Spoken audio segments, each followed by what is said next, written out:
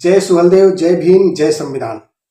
साथियों, श्री ओम प्रकाश राजभर जी का वर्चस्व उत्तर प्रदेश के पूरे पूर्वांचल में या उत्तर प्रदेश में जिस तरह चल रहा है, ये विपक्षियों का बौखलाहट चालू हो गया है।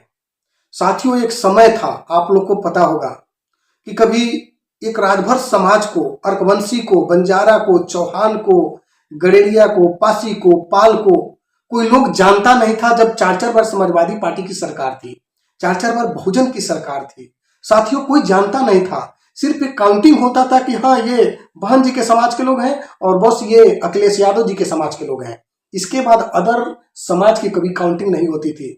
धन्य हो श्री ओम प्रकाश राजभर, जब से पूर्वांचल पे कदम रखे, आज 20 साल 22 साल हो गया, समाज को जगाते हो गया और समाज को जगाया। धन्य हो यानी संजय निषाद परिवार के सारे लोगों को जगाया। धन्य हो अनुप्रिया पटेल, जो अनुप्रिया पटेल ने अपने समाज को जगाया। इस प्रकार अर्कवंशी से लेके, पाल से लेके, गडेरिया से लेके बहुत तमाम की समाज के लोग हैं जिसे कोई अभी ये लोग जानते नहीं थे, सिर्फ वोट की राजनीति करते थे। आज साथियों पूर्वांचल में आप लोग देखते होंगे कि जिस प्रकार लोग ढूंढते हैं न्यूज वालों को विपक्ष पार्टियां, लेकिन यहाँ पे श्री ओम प्रकाश के आगे पीछे 40 न्यूज वाले लाइन लगाकर खड़े रहते हैं कि कब समय नेताजी दे दे कि थोड़ा सा एक हम उनका न्यूज ले लें। एक समय था कि कोई पूछने वाला नहीं था, तो इससे बड़ी खुशी क्या चाहिए साथियों। और रह गया सवाल साथियों, माननीय नेताजी पूर्वांचल में लगे हैं और सबको पता है कि बिना बैसाखी का किसी का सरकार नहीं बन सकता। क्यों विपक्ष परेशान है, या भाजपा हो या समाजवादी हो या बहुजन हो। बहुजन का तो सफाया हो गया उत्तर प्रदेश से, कांग्रेस का तो सफाया ही हो गया उत्तर प्रदेश से। जब भी देखो समाजवादी पार्टी हमें गुमराह करने पे लगी रहती है। यानी श्री ओम प्रकाश राजभर को कहते हैं कि ये वोट बेचवा है, वोट का सौदा करते हैं, वोटों को बेचते हैं। मैं पूछता हूं कि मैं तो वोट देता था समाजवादी को, मैं तो वोट देता था बहुजन को, ये तो हमारा वोट रद्दी के भाव में जाता था। आप लोग एक रद्दी का भाव बना दिए थे, हमारा कोई मोल ही नहीं था, हमारा कोई भाव ही नहीं था। जब हम वोट देते थे सिर्फ उस समय तक काउंटिंग होता था कि हाँ वोट मिल गया, उसके बाद मारो धक्का भगाओ राजभर समाज को, मारो धक्का भगाओ बिंद मल्लाह केवट को। क्या हम लोग की यही तो राजनीति की समाजवादी पार्टी और बहुजन। स्वर्गीय मुलायम सिंह यादव ने हाई स्कूल की परीक्षाओं पे यानी वैकेंसियां निकलवाया और निकलवा के अपने समाज को पुलिस, दरोगा, सिपाही, कलेक्टर, मतलब जो भी बनने वाला था सबको बना दिए। लेकिन आज वहीं जाके देखो चौक चौराहे पे एक भी राजभर समाज का बेटा हो या पाल हो या गोंड हो या मल्लाह हो या अर्कवंशी हो, इस प्रकार की जितनी छोटी ये पार्टियां पिछड़े समाज के लोग हैं नहीं मिलेंगे। तो साथियों, ये लोग भड़काने के लिए, हमें तोड़ने के लिए हमारे ही समाज, अब लोग कहते हैं कि आपका ही समाज का बेटा तो बोल रहा है कोई, तो ये भड़काने वाले कुछ लोग हमारे ही समाज के, जो चंद पैसों की लालच में आज ओम प्रकाश राजभर कोई नहीं बन सकता है। अगर राजभर समाज का कोई नेता हो, नेता तो बहुत बहुजन में भी है, अब बहुत सपा में है राजभर समाज का, लेकिन ओम प्रकाश राजभर नहीं बन सकता है कोई। जो साथियों ओम प्रकाश राजभर ने ईंट गाड़ दिया है, वो ईंट कोई नहीं गाड़ पाएगा, ये एकदम आप लोग को मानना पड़ेगा। और लोगों के गुमराहों के बीच में आप ना आए। अगर गुमराह आप होते हैं तो आपका हक हिस्सा 100% लूटा जाएगा। साथियों, आप लोग को पता होगा कि सोते जगते सपनों में श्री ओम प्रकाश राजभर के बारे में सारी पार्टियां सोचती है कि ओम प्रकाश राजभर अगर जिधर चला जाएगा उधर समझिए कि कहानी एकदम फाइनल स्टेट पे पहुंच जाएगा। यानी फाइनल का मतलब कहां पहुंच जाएगा कि वो मुख्यमंत्री बनने का यानी एकदम दावेदार होगा। इसलिए साथियों, आप लोग को पता होगा कि श्री ओम प्रकाश राजभर समाजवादी में गए, 47 सीट से 125 कराए, यानी समाजवादी में जाकर। आपको पता होगा कि कितने आंकड़े का अंतर रहा, कितना आंकड़ा का अंतर था और कितना नजदीकी ला दिए।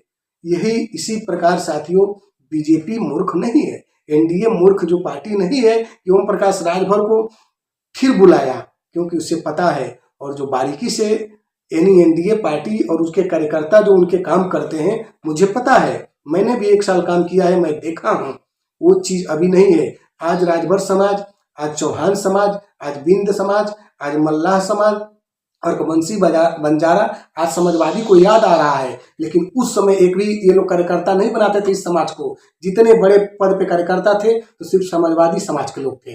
बस उसके बाद यानी मुखिया जी के समाज के लोग थे, यानी अखिलेश जी के समाज के लोग थे, और कोई नहीं था। साथियों, कहीं भी भाषण होता है, कहीं मंच देख लो तो सीधे सबसे पहले यानी मुखिया के समाज के लोग की आगे कुर्सी लगती है, और सीधे यानी समाजवादी समाज मुखिया के लोग की कुर्सी आगे लगती है और बाकी लोगों की कुर्सी पीछे लगती है। माइकों में बोलने के लिए नहीं दिया जाता है।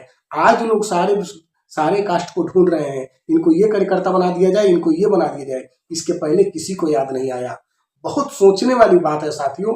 मैं देखा हूँ, मैं राजनीति 15 साल से मैं इस बीच में रहा हूँ, इन समाजों के बीच में दौड़ा हूँ, तो मुझे सब इसके बारे में पता है।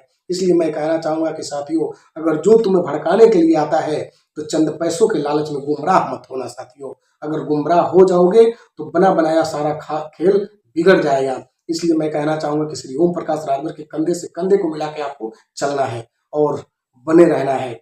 जब भी यानी विपक्ष पार्टी आती है तो कार्यकर्ताओं से लेकर वोटरों को भड़काने का कार्य करती है कि 20 साल ओम प्रकाश राजभर को हो गया पार्टी बनाए हुए, अभी तक किए क्या है। हमने पूछा कि कब ओम प्रकाश राजभर को आपने मुख्यमंत्री बना दिया। अब जिस दिन श्री ओम प्रकाश राजभर का मुख्यमंत्री बना देना, उस दिन सवाल करोगे तो मुझे अच्छा लगेगा, नहीं तो कहना कि श्री ओम प्रकाश राजभर को हटाओ यहाँ से। लेकिन आज कहने का हकदार नहीं हो। आज एक कैबिनेट मंत्री है और उस मंत्री की पावर बस उतने सीमित तक होती है कि जो एक मुख्यमंत्री कहे उसकी बातों को सुनना और चलना। रह गया सवाल साथियों, अखिलेश यादव ने गठबंधन था, यही विधानसभा चुनाव का 17 सीट दिया, और 17 सीट देने के बाद अखिलेश यादव जी ने क्या किया, यानी 9 सिंबलों पे यानी ओपी राजभर को 17 सीट देने का केवल वो था कि दिखावे के लिए मैंने 17 सीट दिया है, लेकिन 9 सिंबलों पे अपने प्रत्याशी उतार दिए, समाजवादी के कैंडिडेट उतार दिए। क्या ओपी राजभर जी के पार्टी में लोग नहीं थे? आज तमाम लोग सवाल करते हैं कि ओपी राजभर को 17 सीट मिला तो गया कहाँ? और उसमें मानिए 4 आपको बीच में मैंने बताया कि अनुसूचित डिपार्ट का सीट आ गया जिसमें अनुसूचित लोग लड़ पाए, 4 बच गया। उस पर वैसे दावेदार कैंडिडेट मजबूत नहीं थे क्योंकि पार्टी को चुनाव भी जिताना है। तो साथियों, इस प्रकार की बहुत सारी बातें हैं जो नेताजी ना कह पाए। आज नेताजी को जब गठबंधन होता है तो कहीं ना कहीं लोग एक तरफ से दबाते हैं, लेकिन नेताजी फिर भी लड़ने का प्रयास करते हैं। अभी बीजेपी में जिस समय पहले बार गठबंधन हुआ उस समय आपको पता होगा कि नेताजी ने पार्टी को छोड़ दिया, इस्तीफा दे दिया। क्यों इस्तीफा दे दिया? आपके लिए दिया। अगर मलाई खाना होता तो आज भी हमारे समाज के लोग समाजवादी पार्टी में, बहुजन में आज मलाइया काट रहे हैं। नेताजी भी वहीं पर बैठ के मलाई काटते, इतना चिल्लाते नहीं। लेकिन साथियों, नेताजी चिल्लाते हैं, उनकी बातों से आप लोग को पता होगा कि कौन यानी वोट का सौदागर है और कौन वोट का सौदागर नहीं है। जो लोग बोलते हैं कि श्री ओम प्रकाश राजभर वोट अपना बेचते हैं, ये समझ जाइए कि जो कहने वाला होता है उससे सीधा आप यही सवाल करिएगा कि हमारे वोट की कीमत तुम क्या लगाते हो, ये बताओ। वो लोग आपकी वोट की कीमत क्या लगाते हैं आपको शायद पता होगा, रद्दी का भाव लगाते हैं और रद्दियों में ले जाकर आपका वोट लेते हैं।